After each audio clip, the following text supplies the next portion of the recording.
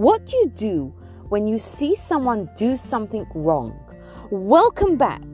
I'm Gila Ross, host of the Power Up podcast, where we talk about real life and we tease apart what's true and what's not. And in this series of Torah for Today, we take a short idea from the Torah portion of the week and see how we can learn a lesson to upgrade our everyday lives.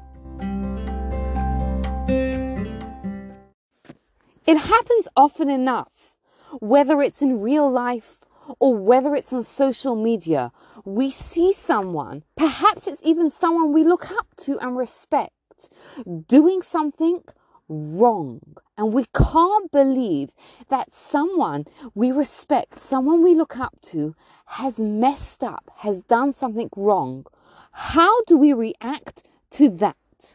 There's a fascinating and empowering approach to this. In this week's Torah portion, Parashat Beshalach, we learn about the Jews getting the manna. Now, the way it worked was every single day they had to pick up one portion, except on Friday where they picked up two, because on Shabbat they were not allowed to pick up any portions of manna. Now, it happened on Shabbat that there were a couple of people that went out and picked out portions of manna, even though they had been told they weren't allowed to. And God told the people of Israel off. But there's something troubling with the wording, because it says, until when will you continue to sin? But the you is in plural, even though it wasn't the whole people, it wasn't the whole nation that had sinned. And our commentators comment on this and say that sometimes when you weed, you pick out some cabbages as well. What do they mean by that? Is that, imagine weeding in a garden, right?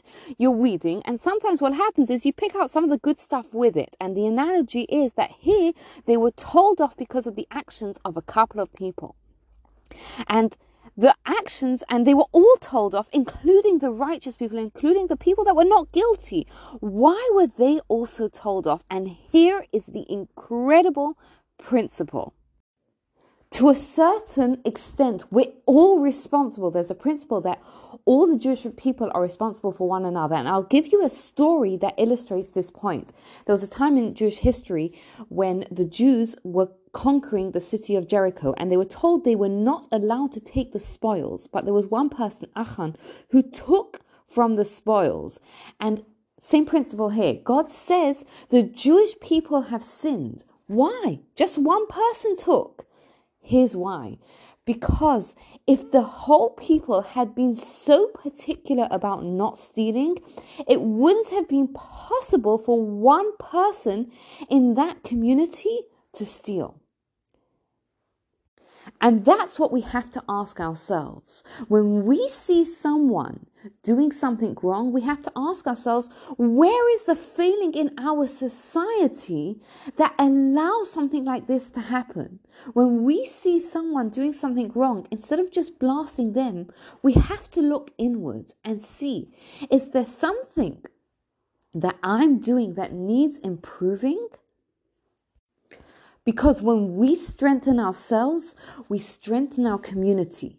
It has a knock-on effect. All the Jews, we are connected to one another. Thank you for taking the time to listen. Please check the show notes for my current offer of a free one-to-one call and how to book it.